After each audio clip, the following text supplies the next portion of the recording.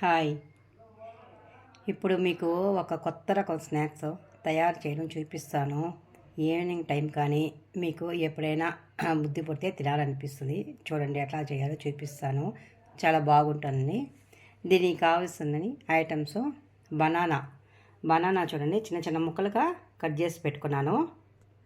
Sugar కొంచెం ఒక tea spoon అయినా చాలండి, ఎక్కువ అవసరం లేదు. బనానా తీయగా ఉంటుంది కాబట్టి మీకు షుగర్ ఎక్కువ అవసరం లేదండి. ఇది కోకోనట్ పచ్చి కొబ్బరి మిక్సీకి వేసి ముందుగా కప్పులో పెట్టుకున్నాను. అంతేనండి. ఈ 3 ఐటమ్స్ అండి. చాలా సులభంగా చాలా త్వరగా చేసుకోవచ్చండి. ఇది ఎలా కలపాల దీన్ని చూపిస్తాను చూడండి.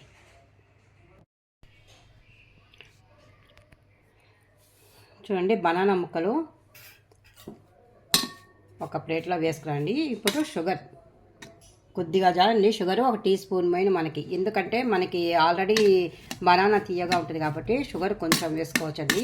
పిల్లలు కొంచెం ఎక్కువగా తింటారు కాబట్టి వేస్తే ఇంకొంచెం వేసుకోవచ్చండి కావాలంటేను. ఇప్పుడు పచ్చి కొబ్బరి కూడా మనం తినేదాన్ని బట్టండి, ఎంత క్వాలిటీ కావాలో అంత తీసుకోవచ్చు. మనము పచ్చి కొబ్బరి వేసేసి అంతా ఇలా మిక్స్ చేసుకోవడమే అండి. అంతే అండి, చాలా సులభం అండి ఇది.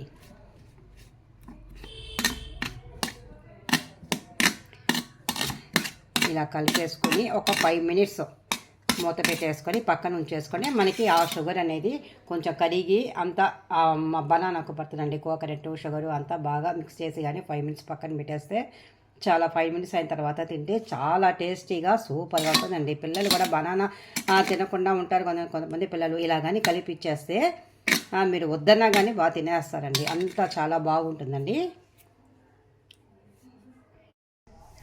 చూడండి, ఇప్పుడు 5 మినిట్స్ అయిన తర్వాత తీసి ఇలా చిన్న కప్పులో పెట్టేసుకొని మనం అంతా బాగా మిక్సింగ్ చేసుకొని కలిపేసుకొని స్పూన్తో కప్పులో పెట్టుకొని తింటే చాలా సూపర్గా టేస్టీగా ఉంటుందండి.